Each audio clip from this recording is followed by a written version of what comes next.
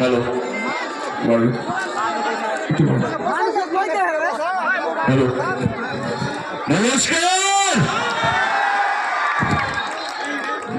সালাম আলাইকুম। ভালো আছেন?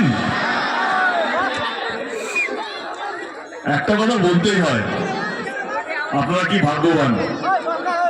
7ই মে নির্বাচন শেষ, আমার ঘাটালে 25শে মে।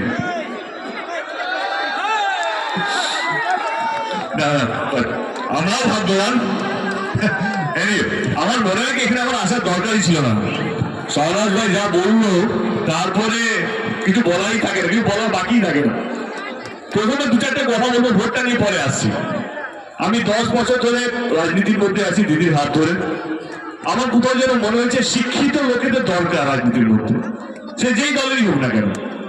পড়াশোনার লোক যারা বাংলাকে রিপ্রেজেন্ট করবে, বাংলার কথা গিয়ে বলবে।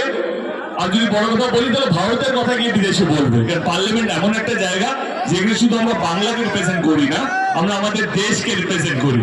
সেই জায়গা থেকে আমাদের সত্যি মনে হয় যত বেশি শিক্ষিত মানুষ পার্লামেন্টে বসবে অত বেশি শিক্ষিত আমাদের দেশ হবে, এটা আমি সত্যি বিশ্বাস করি। তো এই কারণেই আমার সত্যি বুক ভরা ভালোবাসা শাহজাহান ভাইকে, কে শিক্ষিত মানুষের সত্যি দরকার। চলে আসি 7ই মে আমাদের এখানে নির্বাচন।